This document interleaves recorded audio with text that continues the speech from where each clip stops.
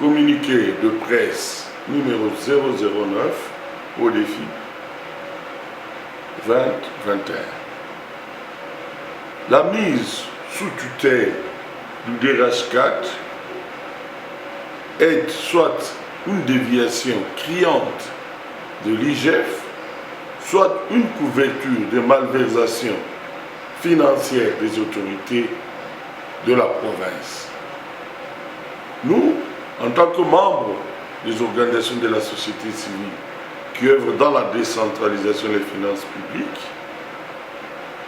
en cycle pour défi, décrions cette situation avec pincement au cœur, car le travail réalisé par l'IGF en tant qu'organe technique dans le domaine des finances publiques nous avait tous attirés et on avait tous apprécié.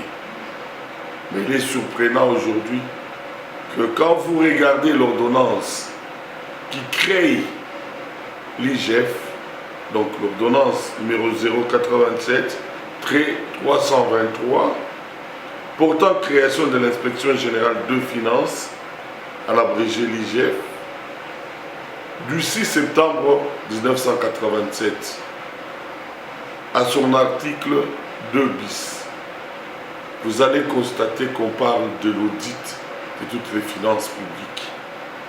On détermine toutes les missions que doit effectuer l'IGF. Mais quand vous prenez aussi la loi sur les finances publiques, la LOFIP, c'est très clair quand vous prenez au niveau de chapitre 6, section 4, sur le contrôle. Et quand vous arrivez sur l'article 121, on détermine encore les missions propres de l'IGF. À son article 122, on détermine encore ses propres missions, qui est des contrôles. Donc, de toutes ces deux lois, nulle part, il est mentionné que l'IGF peut gérer, peut mettre sous tutelle une institution. En mettant sous tutelle l'institution DRH4 aujourd'hui, c'est bloquer toutes les finances de la province. Mais les questions sont nombreuses.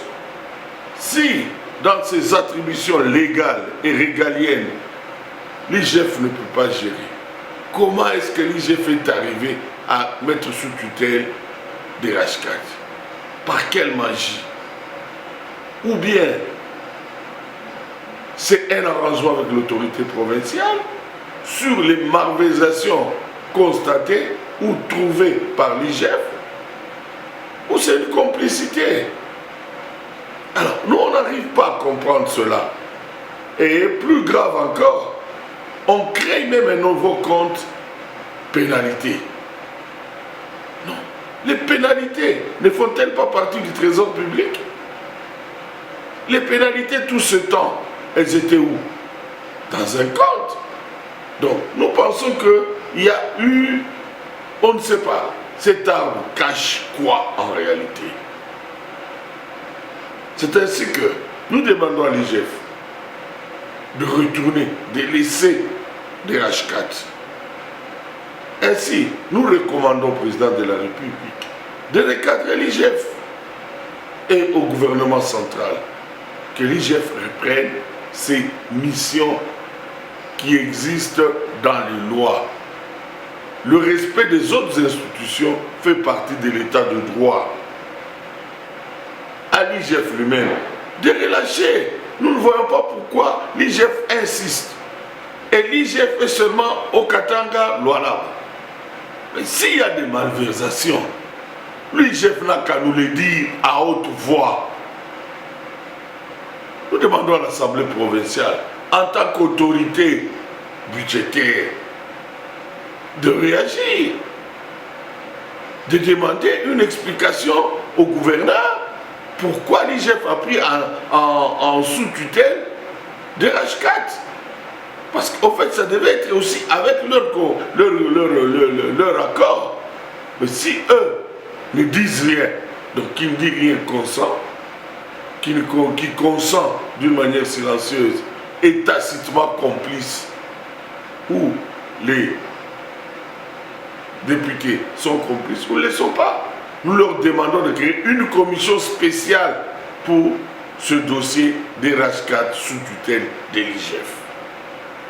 Et au gouverneur, nous lui demandons de reprendre les commandes de RAS4. Et que ce glissement ici de responsabilité n'est pas digne.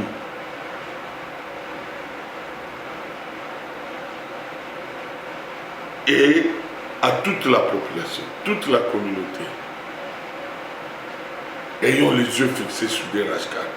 Parce que ce sont là les finances créées par le mode de gestion, la décentralisation, pour permettre à ce que la province puisse avoir les moyens de sa politique. Mais aujourd'hui, sous tutelle, les agents même qui perçoivent l'argent sont impayés. On leur paye un quart de leur salaire. Tous les avantages sociaux de la rentrée scolaire n'ont pas été donnés. Non, mais nous nous sentons suffoqués. Trop, c'est trop. Chers membres citoyens du Haut-Katanga, qui payaient les impôts et les taxes, soyons vigilants. Nous vous remercions.